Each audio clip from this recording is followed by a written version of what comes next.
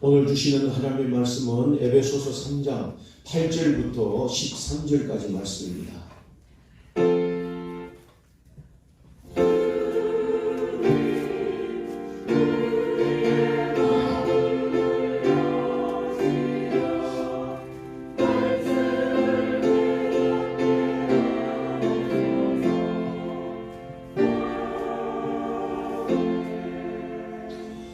모든 성도 중에 지극히 작은 자보다 더 작은 나에게 이 은혜를 주신 것은 청량할 수 없는 그리스도의 풍성함을 이방인에게 전하게 하시고 영원부터 만물을 창조하신 하나님 속에 감추어졌던 비밀의 경륜이 어떠한 것을 드러내게 하려 하시니라. 이는 이제 교회로 말미암아 하늘에 있는 통치자들과 권세들에게 하나님이 각종 지혜를 알게 하려 하시느니 곧 영원부터 우리 주 그리스도 예수 안에서 예정하신 뜻대로 하신 것이라. 우리가 그 안에서 그를 믿음으로 말미암아 담대함과 확신을 가지고 하나님께 나아감을 얻느니라. 그러므로 너희에게 구하노니 너희를 위한 나의 여러 환난에 대하여 낙심하지 말라. 이는 너희의 영광이니라. 아멘. 복된 주일입니다. 12월 첫 주일에 하나님 앞에 예배드립니다. 오늘도 예배하는 여러분들 위해 우리 옆사람 앞뒤분들 우리 주님의 이름으로 축복합니다. 하늘 복 많이 받으세요. 축복합니다. 네. 자, 오늘도 우리 하나님의 살아계심을 믿으시면 크게 한번 아멘 하십니다. 오늘도 그 살아계신 하나님의 은혜가 여러분 가운데 풍성하기를 주님의 이름으로 축원합니다. 오늘 이 본문의 말씀은 이 하나님 앞에 우리가 부르심을 입어서 우리가 주님이 하는 일이 얼마나 영광스러운 일인가 하는 것들을 또 나타내면서 말합니다. 그래서 하나님이 우리를 통해서, 하나님은 사람을 통해서 일하시는데 나를 쓰시고 나를 통해서 하나님의 오랜 경륜의 비밀을 나타내기를 원하신다. 그런 의미에서 우리가 하는 일, 우리가 하나님 앞에 얼마나 귀한 존재인가, 함께 또 하나님의 영광스러운 일을 감당하는가 하는 것을 말하게 하는데, 오늘 이 말씀을 통해서 은혜를 받고자 합니다. 여러분 3장 1절에 이렇게 시작하지 않습니까? 그리스도 예수의 일로 이방인을 위하여 갇힌 자 된 나 바울, 이렇게 말합니다. 이제 사도 바울은 예수의 일이 자기 일이 된 거예요. 자기 일이 되어서 그 일을 이방인들에게 나타내다 보니까 감옥에 갇히게 되었다 하는 겁니다. 이 갇히게 됐다는 이 일이 부끄러운 일이 아니라 예수의 일이 내 일이 되어서 그 일을 감당하다가 감옥에 갇혀있는 이 순간에도 하나님께 영광스러움이고 하나님 앞에 복된 일이다 하는 이것을 말합니다. 그래서 오늘 이 복음으로 오신 예수를 전하는 일이, 복음으로 땅에 오신 예수를 전하는 일이 얼마나 놀랍고 큰 은혜인가. 이 일을 전하는 일이 내가 감옥에 있는 이 순간까지도 이것마저도 영광이 된다고 하는 거야. 이 그리스도를 위해서, 그리스도의 일 때문에 감옥에 갇힌 것까지도 영광스럽게 생각하는 일, 이 얼마나 놀라운 일이겠습니까? 왜 영광입니까? 오늘 이 복음으로 말미암아 이스라엘의 그 모든 복이 우리의 복이 되었다. 이스라엘의 민족의 특별한 하나님의 택한 백성들에게 약속하신 그 복이 우리의 복이 되었다. 이것만으로도 너무 놀라운 하나님의 은혜입니다. 그러니까 이 복음이 아니고서는 인생의 어떤 것들도 인생의 가치가 없다. 그래서 2장 12절 말하기를 이 복음 안에 있지 않는 그들은 세상에 소망도 없고 하나님도 없더니 그랬습니다. 그냥 인생이 살아가는 겁니다. 사니까 사는 거지 전혀 무슨 소망이 있다든지 하나님 없는 그런 존재로 살아가는 그런 존재일 수밖에 없는데, 이제는 우리에게는 소망이 있고 하나님이 있는 백성들로 하나님의 복이 우리의 복이 되는 이런 은혜 가운데 살게 되었다는 것만으로도 오늘도 그 일을 하는 것을 영광으로 생각한다 하는 말을 합니다. 자, 그래서 오늘 6절 말씀에 보면 이렇게 말합니다. 그래서 이 복음으로 말미암아 우리가 그리스도 예수 안에서 함께 상속자가 되고 함께 지체가 되고 함께 약속에 참여한 자가 되었다. 이것은 얼마나 놀라운 이 복음 안에서 이루어지는 하나님의 놀라운 은혜인가 하는 걸 이제 반복해서 말합니다. 그래서 이 능력의 역사하심을 따라서 오늘 내게 주신 이 은혜를 하나님의 은혜를 따라 하나님의 일꾼이 되었노라 하는 겁니다. 이 놀라운 일들을 감당하는 일꾼이 됐다는 것만으로 이 놀라운 경륜의 비밀 가운데 하나님이 이 일을 이루시려고 하나님을 택하여 부르신 것만으로도 너무 영광스럽다는 이 사도 바울의 고백입니다. 그래서 오늘 일꾼을 받는 것, 일꾼에 대해서 고난을 받는 것, 일꾼에 대해서 감옥에 들어가는 것, 하나님이 나를 불러주셔서 그 어려움 가운데 있는 것조차도 영광스러운 일들로 생각하는 이 놀라운 감동이 사도 바울에게 있는 겁니다. 여러분, 그래서 우리가 이 복음을 위하여 일하는 것이 인생의 최고의 가치고 그리스도 일을 내 일로 삼아서 감당하는 것을 가장 영광스러운 일이다. 여러분, 이 함께 여러분에게도 이 사도 바울의 고백이 여러분들의 고백이 되기를 주님의 이름으로 축원합니다. 자, 보세요. 이 사도 바울이 말합니다. 하나님 주신 은혜 앞에 내 자신은 지극히 작은 자입니다. 그렇지만 더 작은 자 말합니다. 모든 성도들보다도 작은 자. 그러나 더 지극히 작은 나를 하나님이 이렇게 불러주셔서 이렇게 말합니다. 그러니까 하나님의 놀라운 은혜 앞에 감동하는 모습이요. 여기 하나님이 나를 지극히 모든 성도들보다 작은 자 중에 지극히 작은 자라는 이것을 우리가 발견하게 된 거예요. 이게 은혜 받은 성도의 모습입니다. 자, 여러분, 어떤 섬에 살던 사람이 이제 와서 예수를 믿게 되고 도시에 와서 살게 됩니다. 이제 큰 교회 갔는데 큰 교회 보니까 뭐 굉장한 사람도 있고 뭐 차림도 모양도 또 직업도 하는 일도 생활도 굉장한 사람들 있었는데 그들과 이제 생활하는 데 보니까 그래도 하나님 믿는 일들이 굉장히 중요하기 위해서 열심히 교회 봉사하고 믿음 생활하고 기도하고 하다 보니까 세월이 지나면서 이제 어느덧 권사가 된 거예요. 권사가 돼서 보니까 너무 감사해가지고 이것을 어디에 표현할 길이 없으니까 집에 와서 이불을 뒤집어쓰고 하나님 감사합니다. 부족한 나에게 이런 은혜를 주셨습니다. 하나님 감사합니다. 드디어 성령이 이제 권사가 되었습니다. 이 너무 감사한 표현이에요. 그러니까 하나님의 큰 은혜를 받고 보면 자기의 자금이 하나님 앞에 나타나는 거예요. 자금 앞에 은혜를 부어주심으로 이렇게 놀라운 영광을 얻었습니다. 고백이 나오는 거예요. 자, 여러분, 오늘도 은혜를 알고 은혜를 받는 이런 자신이 작게 여기는 이런 자신을 우리가 주님 앞에서 발견해야 되는 거예요. 이게 은혜를 받는 성도의 모습입니다. 자, 여러분, 영광스러운 일꾼들이 이 귀한 일을 나에게 맡기셨으니까 얼마나 감사한 일이겠어요. 자, 보세요. 여러분, 성도 중에 지극히 모든 성도들 중에 지극히 작은 자보다 더 작은 나에게니까 자기 자신을 얼마나 낮추는 일이겠어요. 이 성도 은혜 받은 성도의 모습입니다. 여러분들도 사도 바울 같은 이런 고백이 여러분 가운데 있기를 주님의 이름으로 축원합니다. 하나님, 이 은혜를 받아보니까 너무너무 큰 은혜입니다. 하나님, 어찌 부족한 나에게 이 큰 은혜를 주셨습니까? 이 고백이요. 이 고백 앞에 우리가 주님 앞에 살 때 어떤 일들 가운데도 기쁨이 되고 어떤 일들 가운데 감사가 되고 어떤 일을 맡겨도 아멘이고 할렐루야 기쁨으로 감당할 수 있는 겁니다. 그게 한번 아멘 합시다. 여러분, 은혜를 받으면요, 이렇게 하나님 모든 지성도보다 지극히 작은 자, 더 작은 나 이렇게 말합니다. 이게 최고의 겸손이 아니겠습니까? 은혜를 받으면 이 겸손이 나오는 거예요. 내가 겸손해져야 되겠다, 겸손해지겠다 노력으로 하려고 하면 이런 종교적인 노력입니다. 근데 은혜를 받으면 이런 겸손이 저절로 나오는 거예요. 하나님 감사해야지 감동해야지 저절로 감동이 됩니까? 노력해서 얻는 것은 이런 노력에 있는 것은 이런 믿음 안에서 얻는 은혜가 아니죠. 여러분, 중요한 것은요, 이런 은혜를 알면 이런 은혜를 받으면 감사가 나오는 거예요. 어떤 환경 앞에도 어떤 일들 앞에도 우리가 이겁니다. 우리 입에 불평이 있다, 우리에게 기쁨이 없다, 감사가 없다, 은혜가 없다는 말입니다. 또 다른 말을 말하면 그래 내게는 알 수 없는 기쁨이 있다, 내가 알지 못하는 감사가 있다, 내게 주신 일들이 너무너무 생각해보면 살아가는 삶이 너무너무 감사하다, 은혜가 있다는 말이에요. 하나님, 부족한 나에게 이런 은혜를 주십니까?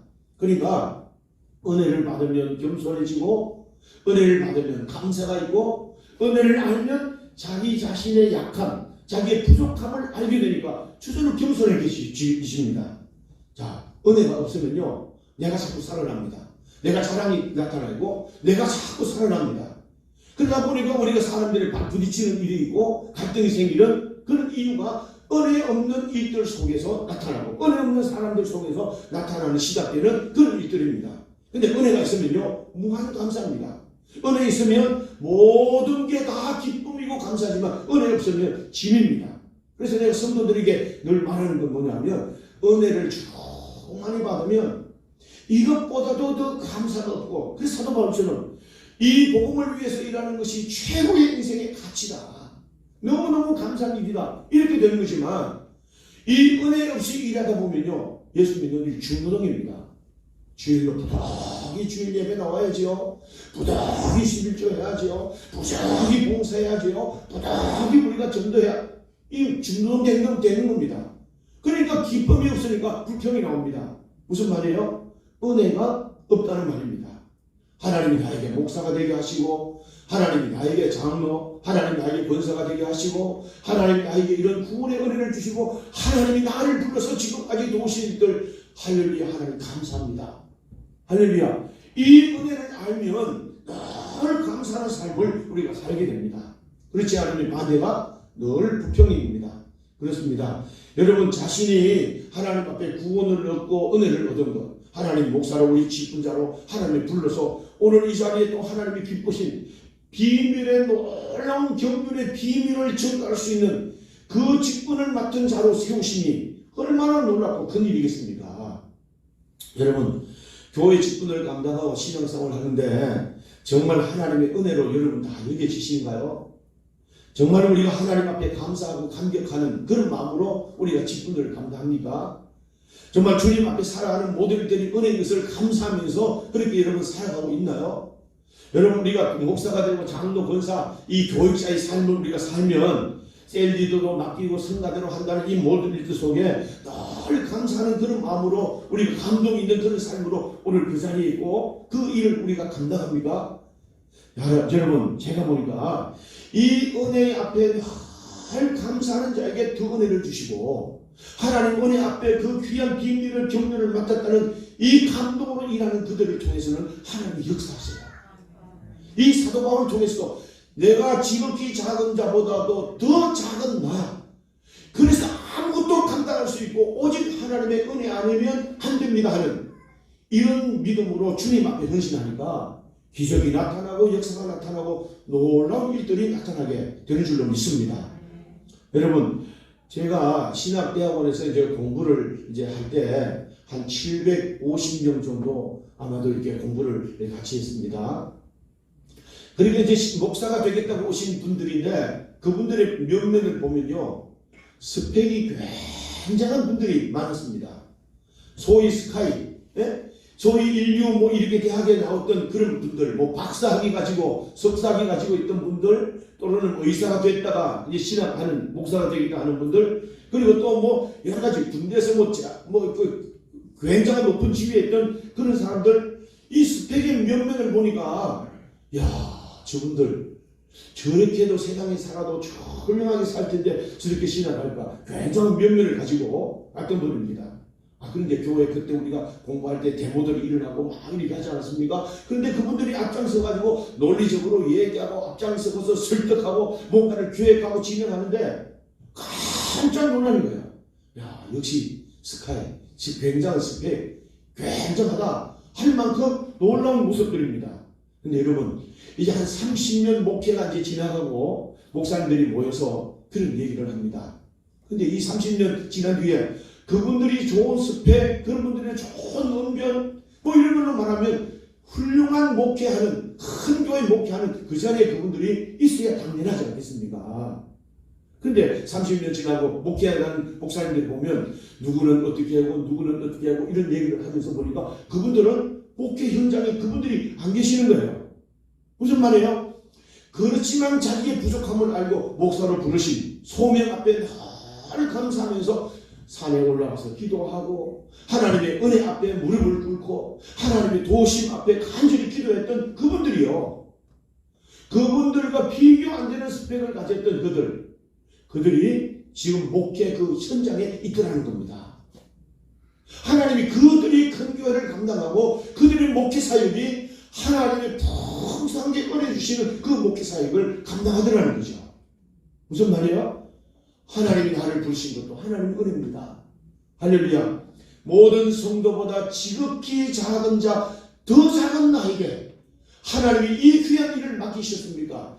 이 은혜 앞에 설 때 하나님 그들을 사용하시고 그들에게 은혜를 주시고 그들 속에 하나님이 일하심을 나타내시는 줄로 믿습니다. 이게 우리가 말하는 은혜입니다. 여러분, 오늘도 여러분들의 풍성한 은혜가 여러분 가운데 더할 수 있기를 주님의 이름으로 축원합니다. 그런데 오늘 여러분, 이 사도 바울이 사실은 성도들 중에 지극히 작은 그 중에 더 작은 나 이렇게 말할 그 사람이 아니에요.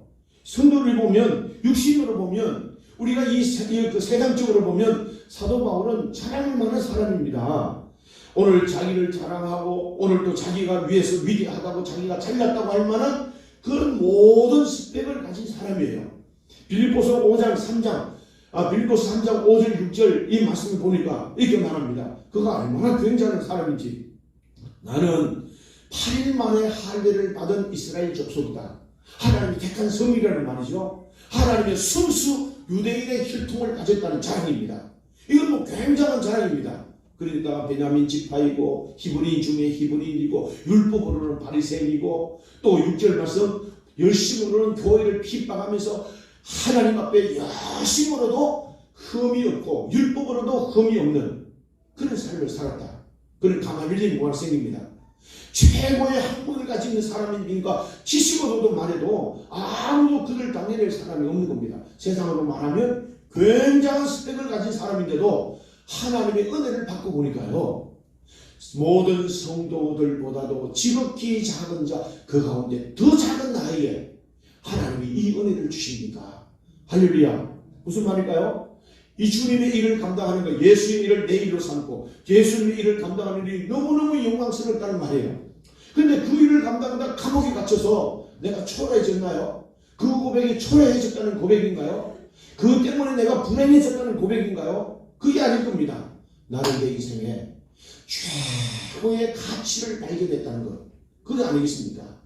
오늘 5장 빌립보서 3장 9절 말씀 우리가 보니까 7절 8절에 뭐라고 말합니까? 그가 말하기를 내게 무엇이든지 유익하고 자랑을 여기는 모든 것들을 해로 여기서 배설물과 같이 그것을 버렸다. 그리스도를 아는 지식이 가장 고상합니다. 이것 자랑하면서요 하나님의 이 은혜를 감사하고 하나님의 귀한 사명을 감당한다는 그 고백이 여기에 있는 겁니다. 자 보세요. 오늘 이런 고백이 있는데 자기가 불행하다, 자기가 이런 비참한 가운데 있다는 그런 얘기일까요? 자기 인생이 말할 수 없는 인생의 가치를 붙들고 행복한 삶을 살고 있다는 그 고백이 아니겠습니까? 이게 바로 이런 데서 오는 하나님의 은혜입니다. 이런 데서 주시는 하나님의 축복이 가장 삶의 보람을 느끼고 기쁨을 얻는 그런 이들이라는 것을 여기서 말해줍니다. 자, 여러분 오늘 그리고 여기에 말합니다. 내가 이 복음을 붙들고 이런 믿음으로 살지만 하나님은 반드시 이렇게 경륜의 비밀을 나타내실 때가 있는데 그 경륜의 비밀이 뭐라고요? 10절에 말합니다. 이는 교회로 말미암아 하늘에 있는 통치자들과 권세들에게 하나님의 각종 지혜를 알게 하려 하시니 이 많은 분들이 이것에 대한 오해를 가지고 있는데 이건 뭐냐면 이 복음의 능력을 가지고 살면 하늘에 있는 통치자들 누굽니까? 악한 사단의 권세입니다. 우리가 이 에베소서 2장 2절에 말했던 대로 공중권세 잡은 자, 지금 그 불순종 아들들 가운데 역사하는 영, 그러니까 에덴 동산을 숲개밭으로 만들고 우리의 삶을 전부 다 혼란스럽게 만들고 우리의 모든 삶의 그 유혹 가운데 우리를 다 이끌어내면서 우리의 모든 기쁨, 세상의 모든 것들을 빼앗아가는 이 공중권세 잡은 악한 영들, 공중권세 잡은 권세자들, 이 땅에 있는 권세자들, 이런 것들을 반드시 하나님의 교회 이름 앞에 박살내게 하는 그날이 오게 될 것이다 하는 겁니다. 할렐루야. 자, 여러분 무슨 말이냐면 다시 말하면 내가 이 복음을 붙들고 살고 하나님의 이 뜻 가운데 살면서 감옥에 들어가 있지만 그래서 사람들이 나를 비참하게 보고 우리가 실패한 것 같은 인생을 사는 것 같지만 언젠가는 하나님의 이 복음 앞에 모든 세상의 권세자들, 공중에 있는 권세자들과 땅에 있는 모든 권세자들이 복음 앞에 무릎을 꿇는 그날이 오게 될 것을 보게 될 것이다. 복음의 승리입니다. 믿음으로 살아가는 사람들의 승리입니다. 내가 이 일을 위해서 한없이 고난당하고 어려움을 당하고 자지 못하고 먹지 못하고 입지 못하고 어려움을 당하는 그런 일들일지라도 반드시 하나님은 이 복음 앞에 이 우리의 모든 사람들, 다시 말하면 에덴 동산을 박살내고 우리의 행복을 다 깨뜨리고 그리고 길길대면서 좋아하는 이 사탄과 그 졸개들의 모든 것들을 이 복음 앞에, 예수 그리스도 앞에, 이 교회 앞에, 복음을 붙들고 있는 교회 앞에 무릎을 꿇게 하실 것이다. 궁극적인 승리가 교회에 있단 말이에요. 궁극적인 승리가 오늘 이 복음을 붙드는 성도에게 있단 말이에요. 오늘도 하나님의 놀라운 반전이 복음으로 믿음으로 살아가는 성도에게 나타나게 된다는 말이에요. 그게 한번 아멘 합시다. 이것을 성경은 하나님이 그렇게 예정하셨다 이렇게 말합니다. 여기서 예정이 나오는데요. 11절 10절 말씀에 오늘 이렇게 말합니다. 하나님께서 이렇게 말하고 11절에 모든 일을 그의 뜻의 결정대로 일하시는 계획을 따라 우리가 예정을 입어 그 앞에 기업이 되었다는 거야. 여기에 예정이 나옵니다. 여러분 우리가 이제 장로교회 하면 예정 교리를 주장하는 그런 교단으로 우리가 생각할 수가 있습니다. 감리교회나 순복음하고 다르게 그 예정 교리입니다. 그래서 이 예정 교리에 대해서도 우리가 에베소서에도 3번이나 나옵니다. 그런데 이 예정은 본래 뜻과 다르게 사용됐어요. 원문에는 이 오늘 이 11절에 있는 그 예정이라는 말이 없는 겁니다. 그럼 예정이 어떤 의미냐 하면 이런 겁니다. 하나님이 예정되었으니까 그냥 다 그런 대로 살다 보면 그냥 예정대로 가는 거다. 이게 기독교 운명론적으로 생각하는 그런 예정? 절대 아닙니다. 여러분 오늘 이 예정이 뭐냐 하면 이 하나님께서 우리에게 이런 은혜를 주셨는데 이 3번이나 나오는데 이 예정 교리가 뭐냐 하면 우리가 하나님의 인생이 그렇게 뜻대로 흘러간다. 이게 예정이다. 그런 의미가 아니에요. 우리 운명론적인 이 모든 것들을 따라서 살아가는 되는 기독교 운명을 말하는 그런 예정이 아니라는 거예요. 다시 말하면 아니 살다 보니까 안 되고 어렵다. 실패다. 그것도 다 예정 가운데 있는 일인데 우리의 책임을 하나님께 돌리는 이 무책임한 일이 이 예정론이 오류에 대한 오해에 대한부터 생기는 일입니다. 내가 안 되는 것도 하나님 예정 가운데 있는 일이고 내가 이렇게 잘못된 것도 하나님의 예정 가운데 있는 일이라 절대 그런 예정을 말하는 게 아닙니다. 그럼 예정이 뭐냐? 하나님이 이런 복음의 능력을 붙들고 사는 자들에게는 반드시 세상의 공중의 권세자들과 이 땅에 있는 권세자들이 다 무릎을 꿇게 되는 것을 보게 될 것이다. 그때서야 하나님 우리가 결코 궁극적으로 이 믿음으로 승리했습니다. 내가 믿음으로 살다 보니까 이런 어려움 가운데 실패하는 것 같고 세상 사람들이 볼 때는 다 비아냥거리고 웃음거리가 되는 것 같았지만 내가 끝까지 복음으로 살고 그리고 기도하다 보니까 하나님이 이 영광 가운데 세우게 하셨네요. 이 사탄의 모든 것들이 우리 앞에 굴복되게 하나님 역사하셨네요. 할렐루야. 그 일이 예정이란 말이에요. 할렐루야. 크게 한번 아멘 합시다. 예정이라는 말은 그냥 살다 보면 뭔 좋은 일이 있겠다 그런 의미가 아니라는 거예요. 오늘도 우리가 입장에서 말합니다. 하나님 우리의 부르신 목적이 뭐예요? 영광을 찬송하게 하려 하십니다. 이 뜻 가운데 부르셨습니다. 영광의 찬송이 되게 하려고 하나님의 위력으로 너희를 인도해 가실 것이다. 이런 신령한 복을 주셔도 이 일을 인도해 가실 것이다. 그래서 14절에 반드시 너희들은 영광의 찬송이 되어야 된다. 그 자리에 서서 하나님께 영광을 돌려야 된다. 이게 부르신 목적입니다. 이 부르신 목적으로 인도해 가시니까 이 약속을 믿고 끝까지 감옥에 들어가도 실패하는 것 같아도 어려움이 있어도 이 귀한 사명을 감당하고 일을 감당할 때 하나님은 모든 사탄들이 굴복시키는 그 영광을 돌리는 그 자리에 하나님이 세우게 될 것이다. 하나님이 이렇게 도우셨습니다. 이게 예정입니다. 자 여러분 우리가 이 성경에 보면 과거에 이순신 장군이 이제 왜군들과 싸워서 이 싸움에서 이깁니다. 그때 이제 조정에 이제 보고를 하지 않겠습니까? 전하, 성문이 만극하나이다. 이제는 성문을 힘입어 성문의 은덕을 입어서 전하의 은덕을 입어서 이순신 장군이 이제 외국을 밑지르고 전쟁에서 승리했습니다. 이렇게 얘기합니다. 아니 전하가 거기서 나와서 싸웠습니까? 이수신 장군이 목숨을 걸고 싸운 겁니다. 그래서 그 자리에 서서 모든 승리가 왕의 승리가 되고 나라의 승리가 돼서 한 사람의 희생으로 이런 승리가 있었습니다. 이게 예정입니다. 자, 여러분 이제 우리가 그 카타르에서 월드컵이 이제 열립니다. 저는 그 월드컵 경기를 그 밤에 보면서요, 밤새 잠이 안 올 만큼의 큰 감동이 있는 겁니다. 그 선수들이 얼마나 그 라운드에서 쓰러질 만큼의 소위 말하는 피 터지게 싸우면서 그 귀한 그 포르투갈과의 승리를 이끌어냈습니다. 여러분 이 이끌어내면서 옛날 같으면 그렇게 하지 않았겠습니까? 전하, 성은이 만극합니다. 성문에 이 왕의 전하의 은덕을 입으면서 우리 카타르 태극 전사가 카타르에서 16강에 진출하게 됐습니다. 이렇게 말하지 않았겠습니까? 그럼 성문의 은덕이 없으면 그 실패한 것들은 성문이 없어서 그렇게 그 전하의 은덕이 없어서 실패한 걸까요? 그런 거 아닙니다. 그 라운드에서 우리의 믿음의 삶에서 열심히 살다 보니까 이 믿음을 붙들고 끝까지 살다 보니까 하나님이 이 영광스러운 자리에 서게 하셨습니다. 이게 하나님의 예정 가운데 된 일입니다. 그렇게 살다 보니까 하나님이 위기도 넘기게 하시고, 그렇게 살다 보니까 좋은 사람도 만나게 하시고, 그렇게 살다 보니까 이 사업에도 이렇게 저런 은혜로 하나님이 도와주셔서 하나님이 이렇게 영광스러운 자리에 서게 하셨습니다. 하나님의 전부 다 하나님의 예정 가운데 주신 은혜입니다. 할렐루야. 이게 예정입니다.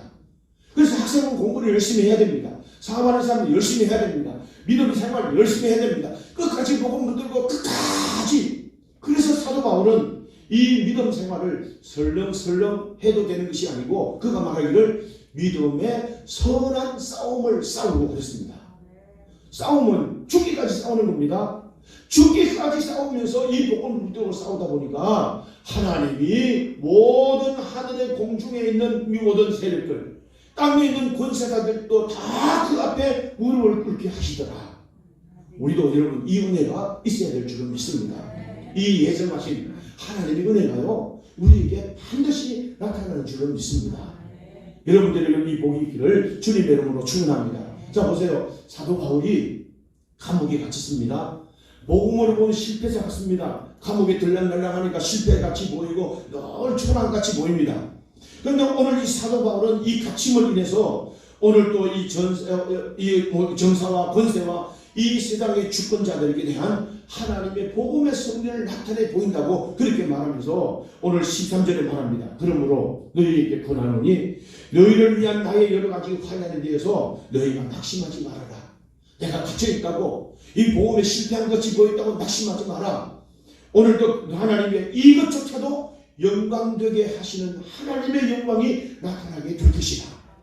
믿음으로 사는 사람에게는요 끝까지 하나님의 이 살아계시고 역사하시는 하나님의 위대하심을 믿고 살아가는 성도에게는요 반드시 하나님의 반전이 있습니다.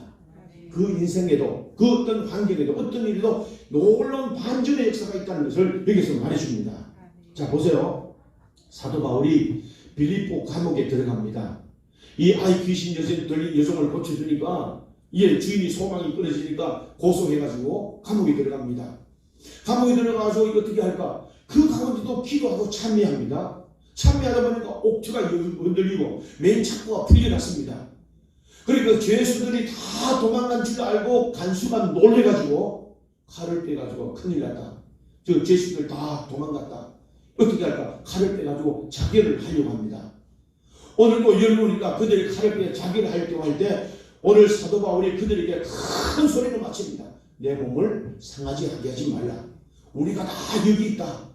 이렇게 말합니다. 그랬더니 간수들이 등불을 들고 찾아와가지고 그들 바울과 실라 앞에 엎드려서 선생들아 우리가 어떻게 해야 구원을 얻겠습니까?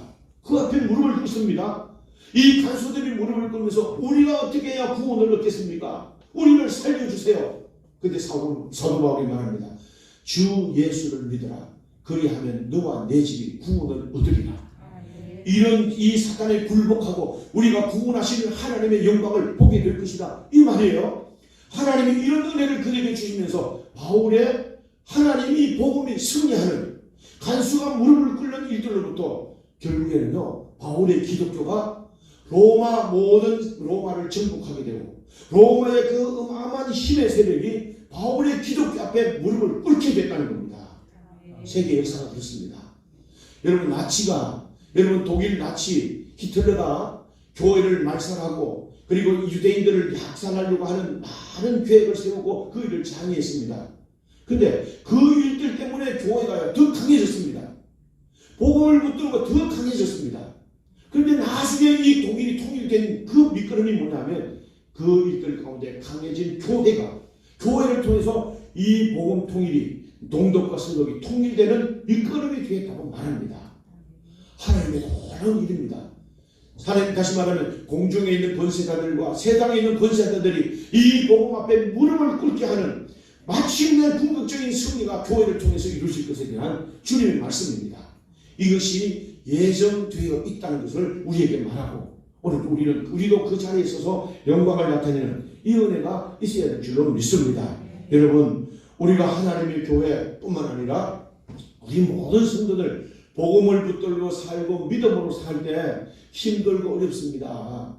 믿음으로 산다는 일이 결코 쉬운 일이 아니죠, 살아보니까. 그런데 오늘 우리가 이 믿음을 붙들고 끝까지 가다 보면 반드시 하나님이 영광 가운데 세우시는 그날, 그래서 하나님의 은혜입니다. 이 예정이 이루어지는 그날을 보게 될 줄로 믿습니다. 그래서 하나님의 비밀한 경륜을 우리가 드러내게 하시기 위해서 하나님이 우리를 쓰고 계신다. 우리가 쓰임받은 그 삶을 감사하고 이것을 감동으로 알 수 있는 여러분들 되기를 주님의 이름으로 축원합니다. 우리가 약한 것 때문에 내가 실패한 것 같이 보이지만 그냥 이 복음을 붙들고 살아가다 보면 반드시 세상이 우리의 대적인 무릎을 꿇는 그날을 보게 될 것이다. 그렇습니다. 그러므로 두려워하지 말고 낙심하지 말고 환경 가운데 이 어려움 당하도 낙심하지 말고 두려워하지 않고 그렇게 살다 보면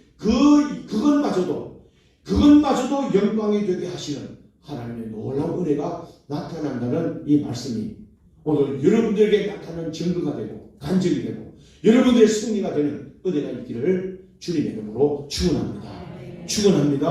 기도하겠습니다. 살아계신 하나님, 오늘도 예배 후에 우리 성도들이 세상을 향합니다. 하나님, 눈동자같이 지키시고 또 인도하여 주셔서 세상 가운데 살면서 해받지 않도록 도와주시고 하나님 있는 것 하는 일에 하나님 나라 그 뜻 이루어지는 큰 은혜가 있게 해 주시옵고 있는 것 하는 일들 가운데도 믿음으로 승리하는 영광이 나타나도록 복내려 주시옵소서. 지금은 우리 주 예수 그리스도의 은혜와 하나님 아버지 크고 놀라우신 사랑하심과 성령님의 위로와 교통, 축복, 인도하심이 우리 온 성도들 머리 위에 교회와 나라와 민족, 선교 그 현장 가운데 이제로부터 영원토록 함께 있을지어다. 아멘.